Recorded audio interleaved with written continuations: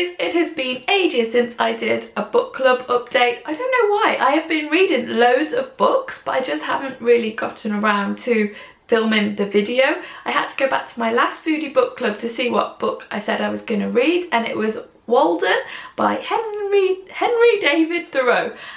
It's been a little bit of a while since I read it, but I had highlighted lots of bits that I like from it in my Kindle, and actually that's the reason that I picked out reading Walden to start with, because when I come across quotes and things that I like online, I often highlight them and jot them down in my journal, and I had collected so many Thoreau quotes, I thought I really need to look at the body of work that all of these quotes are coming from. So Walden is about the time that he spent in the woods by Walden Pond, and he built himself a little cabin in the woods. He was there for 2 years and went totally off grid and was self-sufficient, and the book is about what he gets out of that time and connecting with nature and living quite simply. He doesn't do a lot of work, he just does enough to get by and takes a lot of time contemplating and reading and taking in nature, and those are obviously things that kind of appeal to me, I guess, and so many of those quotes really resonated with me.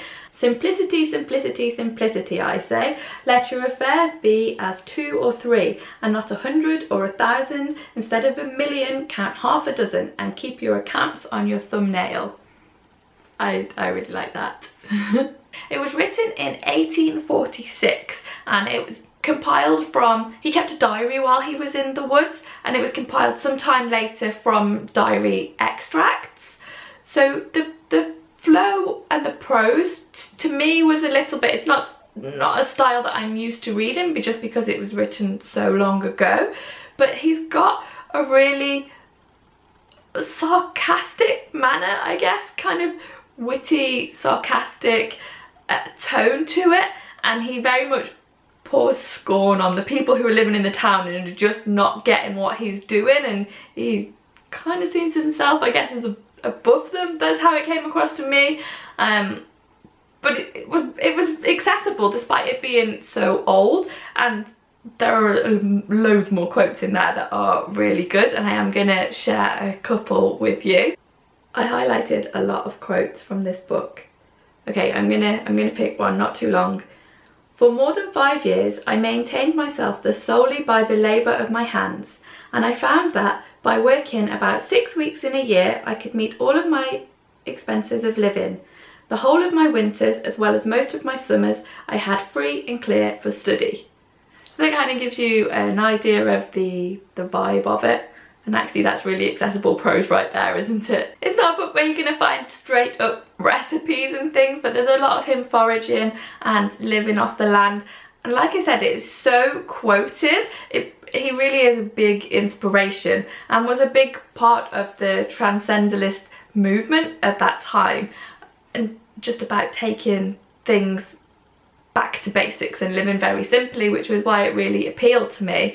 And then following on from that, I came across another book which was called Walden On Wheels, and this is a much more recent book, and it's about a student who starts living out of a van following Thoreau's principles and trying to pare things back to be quite simple.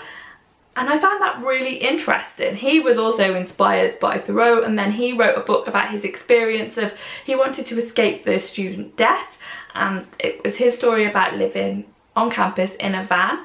But the part of his book I actually found most interesting was while he was trying to save some money, he goes out to Alaska and works holiday season over there, and that was really interesting about his time in quite a remote area.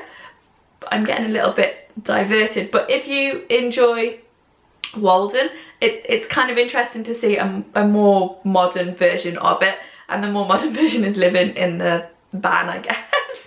But they're both really interesting, great books. Next time for Foodie Book Club, I am going to be reading The Urban Farmer. This is by Curtis Stone, and he is a YouTuber, and I really wanted to read his book, which is about starting an urban farm.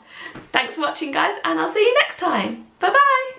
For my greatest skill has been to want but little, that's a really good one. I think we could all do to remember that, really.